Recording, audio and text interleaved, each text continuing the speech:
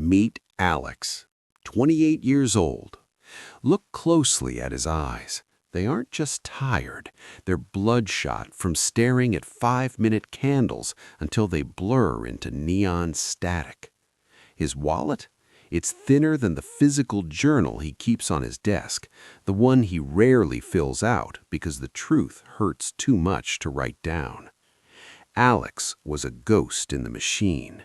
He spent his days and far too many of his nights bouncing between signal groups like a ping-pong ball in a hurricane. One Discord was screaming about crypto pumps, to the moon! The next was swearing Forex was the only way to play. He was a dopamine addict. He'd lost his rent money twice. He'd even gambled away the money he saved for his mom's birthday gift. That's the kind of low that doesn't just sting, it rots you from the inside. Still, every night at 3 a.m., he'd find himself back in that chair. He'd stare at the charts, shivering in the cold air of the early morning, whispering the gambler's prayer. Tomorrow is the flip. One big trade, that's all I need. But that fateful Tuesday, everything changed. The broker statement hit his inbox like a physical brick. He opened it, saw the sea of red, and for the first time, he didn't feel angry, he felt exhausted. He stared at his reflection in the dark screen and whispered, "This isn't trading, Alex. This is roulette." Something snapped. Not hope. Hope is what gets gamblers killed. What snapped was his fatigue. He grabbed a greasy napkin, a ballpoint pen, and scribbled 3 lines that would become his constitution. Risk exactly 1% per trade, no more. Journal every single thought before clicking buy or sell. Walk away the second you hit 2 losses in a row. 6 months, he told the mirror, his voice cracking. Follow these like they're oxygen. If you stop, you die. Month 1, it was pure, unadulterated hell. The screen would flicker. A green candle would tease a breakout. His old self, the gambler, would scream at him to click. His fingers would hover over the mouse, shaking with the urge to just get back to even. His journal during those first 30 days read like a drunk man's diary. Entries like, "Why am I doing this? I feel like a loser. This is too slow."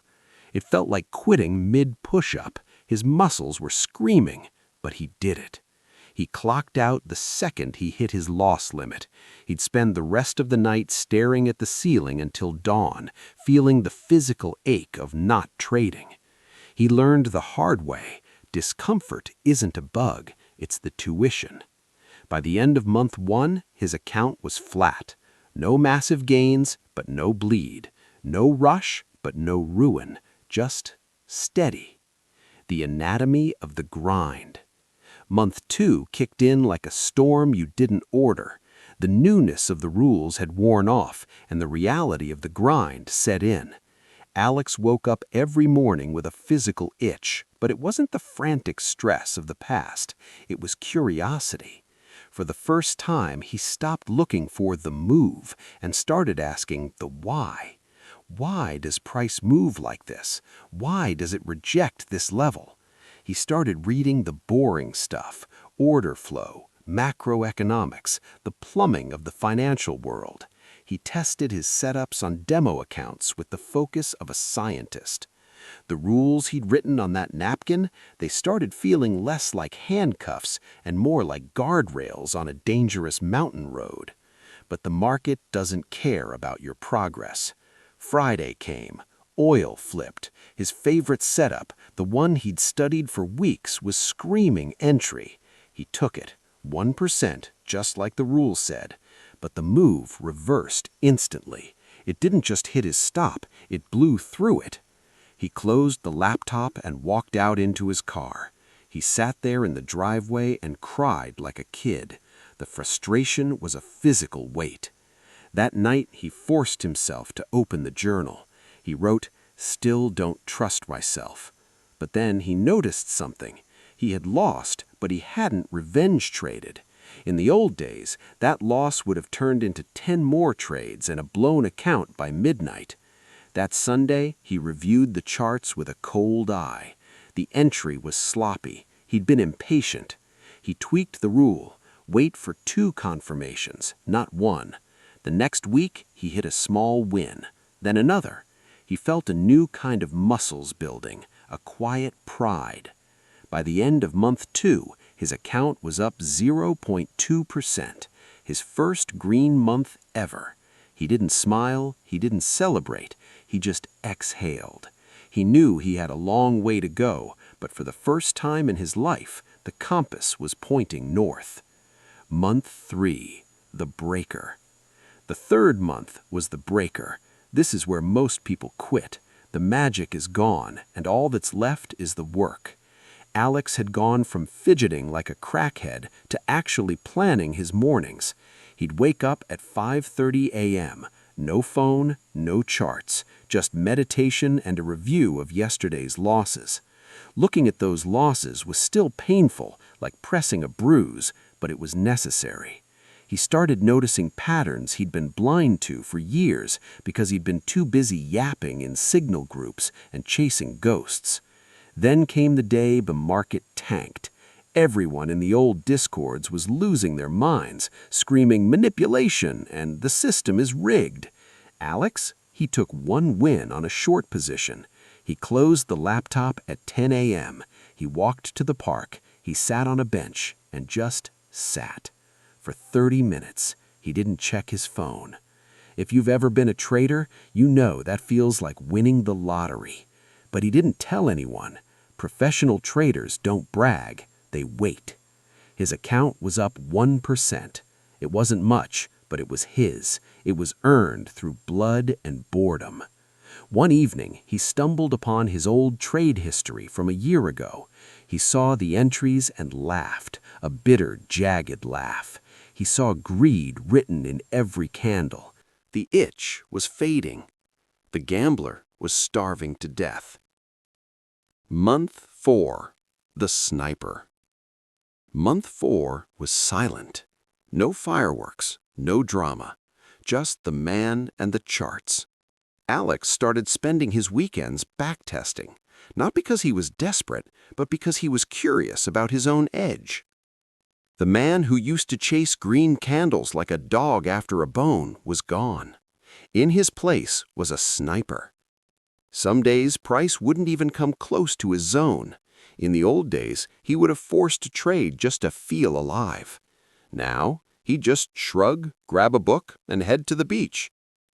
Mid-month, he had a trade that felt different. He risked his usual 1%, but instead of cutting it the second he saw a little profit, he let it ride. He watched the price move. His heart raced, but he followed his plan. 1% risked turned into 5% gained. He didn't cut it, he held. When he finally closed it manually at his target, he felt a real smile spread across his face. Not the smug, arrogant smile of a gambler who got lucky, the proud, quiet smile of a craftsman who did the job right.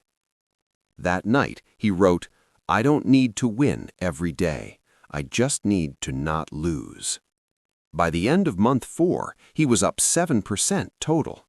Compound interest was no longer a math problem, it was a reality. And for the first time, he finally believed, this actually works. 5th month started with rain and doubt. Life has a funny way of testing you right when you start to feel confident. Now that Alex had consistency, he had something to lose. He stumbled across an old Telegram group, 5,000 traders all screaming at once. One post caught his eye. "Alex, join us. We're up 30% this week." He clicked join. He stayed for 5 hours. He lost sleep. The old ghosts started whispering again. The next day, he almost broke rule number 2. His fingers shook over the enter button on a trade he hadn't even journaled. Price spiked. The FOMO was a physical heat in his throat. He backed off. He sat still. He breathed until the heat subsided. He went for a run until his legs gave out. When he came back, he wrote 5 words: "I am me, not them." The week after was brutal. He got rejected from 5 setups in a row. They were perfect, but the market didn't give him the entry trigger. He didn't force it. He waited. And on Friday, boom! He caught a trend, rode it with 0 emotion, and banked 8%. But month 5 wasn't about the money. It was about the man. He was becoming calm under fire. He was cooking real meals. He was sleeping 8 hours. He even started talking to his mom again. He told her about his rules, not his profits, just his rules. She cried, not because of the money, but because her son sounded whole again. End of month 5, 23% up. He stared at the screen and whispered, "Finally." The last month, 60 days straight of breathing through fear and breathing through wins. Alex didn't check his P&L every hour anymore. Once a week was enough. Sunday mornings became a ritual, coffee in hand, opening the laptop like it was a diary, not a battlefield. He looked in the mirror on day 155. He barely recognized the guy looking back. The eyes weren't red anymore. The shoulders were straight. No twitching, no hunger, just peace. Then the market tried one last time to break him. The Fed rate news hit. The market went wild, candles jumping hundreds of pips in seconds. His favorite setup appeared, glowing like a neon sign. But the clock said 5 minutes past his rule. No trading during news flashes. His heart thumped. He stared at the buy button. He could have made a year's salary in 10 minutes. He walked to the window instead. He watched the traffic below for 20 minutes. When he came back, the trade had closed without him. He would have won big. He shrugged. He actually laughed. Not because he dodged a bullet, but because he didn't need to know if he would have won. His soul was no longer for sale. He spent the rest of the month trading small and clean. He pulled out 30% of his profit, real cash, and wired it to his mom. He bought her that ticket to Greece she talked about for 20 years. Then he sat down and talked to his old self. "You hear me? This is what discipline sounds like." The final numbers, 48% up over 6 months. He didn't screenshot it. He didn't post it to Twitter. He just closed the app, walked outside, and felt the wind on his face. He wasn't thinking about tomorrow's candle. He was living in this one. Alex the gambler was dead. Alex the trader, he was just getting started. If this hit you anywhere, if Alex's story felt a little too much like your own trade history, then you know what you need to do. Smash that subscribe button to show your support and to encourage me to keep making more videos like this for you. You need to hear that rules work. You need to know that discipline isn't boring. It is the highest form of power a human being can possess. Hit the bell. Drop a comment below and tell me, what is your rule number 1? What is the one thing you're going to stop doing today to save your future? Let's build a community of quiet winners. If you're back here tomorrow watching the same charts and thinking nothing changed, remember Alex. Remember month 1. Remember the napkin. The only thing worse than losing money is losing time, and time is the one thing the market can't give back. Follow your rules.